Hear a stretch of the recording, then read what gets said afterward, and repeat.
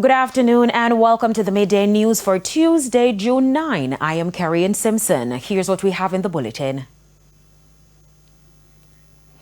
Major Investigations Division investigate double murder in Waterford, St. Catherine. Families seek public help to find missing fishermen. And later in sports, Reggae Girls play a 0-0 draw with Panama in second friendly international. Thank you for joining us. Now the details. Energy Minister Daryl Vaz is expected to provide an update on last Friday's all-island blackout in Parliament this afternoon. Since the incident, JPS customers have been complaining about intermittent outages. The minister says he is also aware of the situation.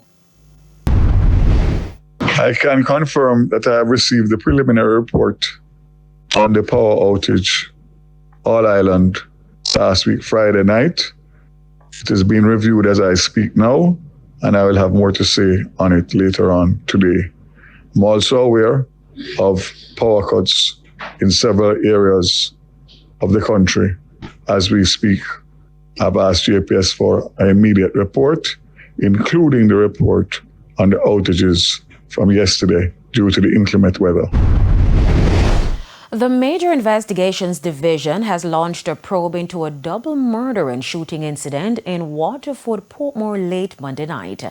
Dead are 26-year-old Antoine Reed, otherwise called Junior Gong, and 26-year-old Saeed Roach, otherwise called Sid, both of Falmouth East in Waterford. Reports are that about 10:30, the men were among a group liming at the intersection of Log Road and Dice Roads when a grey motor car drove up. A gunman exited the vehicle and opened fire, hitting Reed and Roach to the upper body and another man to the back. Now, the attacker then escaped in a waiting car. Reed and Roach were taken to hospital where they were pronounced dead, while the injured man remains admitted. A 17-year-old boy who was also at the scene escaped unarmed. Investigators say several 9mm spent casings and other items were recovered.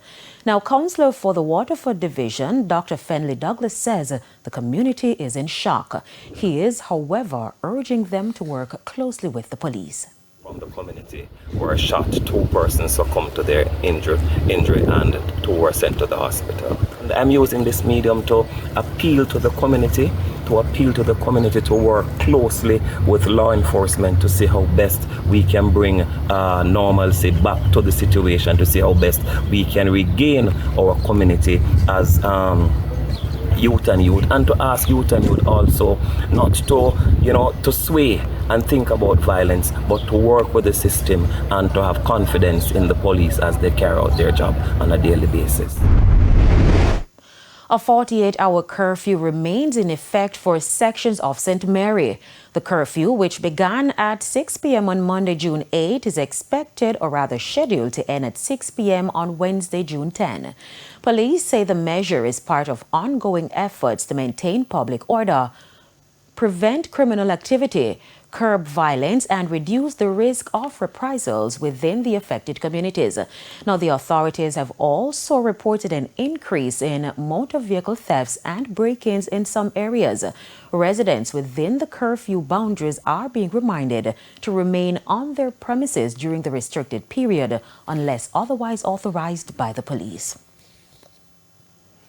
A Jamaican-American woman who is wanted for her alleged role in a $34 million COVID-19 relief fund fraud scheme has made the Federal Bureau of Investigation's new most wanted fraudster list. There is a reward of up to $150,000 for information leading to the arrest and conviction of 41-year-old Elaine Angine Esco, who also goes by the alias Annie Palmer. Now, Esco is one of the first 8 fugitives to make the new list announced by the FBI last week. A federal arrest warrant was issued for her on May 22 last year. More from the NBC6 in South Florida. Detectives are searching for a woman wanted for her alleged role in a $34 million COVID relief funds fraud scheme. Take a look at your screen. That's 40-year-old Elaine Angine Esco, who was last seen in Palm Beach County back in June after she failed to show up for a scheduled court appearance. Esco is charged with conspiracy to commit wire fraud and money laundering. Anyone with information is urged to call 1-800-CALL-FBI. To other news, family members and residents are appealing to the public for assistance to locate two fishermen of Old Harbor in St. Catherine who has been missing since Sunday. Deidre Thomas reports. The men, both experienced fishermen, are said to have left shore on Sunday, May 24, as part of their usual fishing routine. But it's been more than 5 days and there has been no trace of their return. I beg you, please, I beg you, please, my brother, come back home. Come back home, brother, come.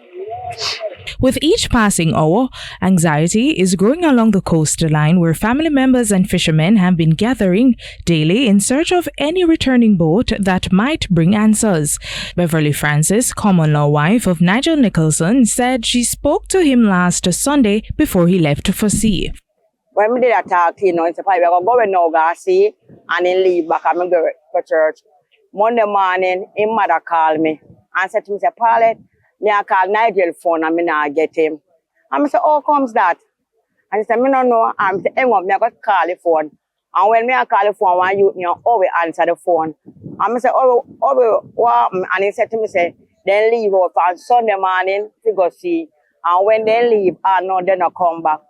So maybe I call the phone, and I said, nah, and they not answer. For fisherman Paul Blackout, he was with Marlon Carnegie at the fishing village before he went to sea and later learned that he never returned. He said word spread quickly that something may have gone wrong. He left around 10 o'clock and go set the net. He go down a second shoal. Go set the net down there. When he set the net, he go a big boat. And the big boat man then give him some food and something. And give him chicken for back a key, and give next youth them up there. So you see when he left on the big boat now, he no reach a key. So in 8 o'clock in the night, man then call the key and say to me, say, if me no hear what happened to Herbie. I say me no hear what happened to him, then say he left and down there and now he no reach a key. That time at 8 o'clock in the night and the weather build up. No man can come off a key if you go look for him, brother. A search has been launched, but as time stretches, so does fear. The families are pleading for the Coast Guard to ramp up efforts and join the search. Deidre Thomas, TVJ News.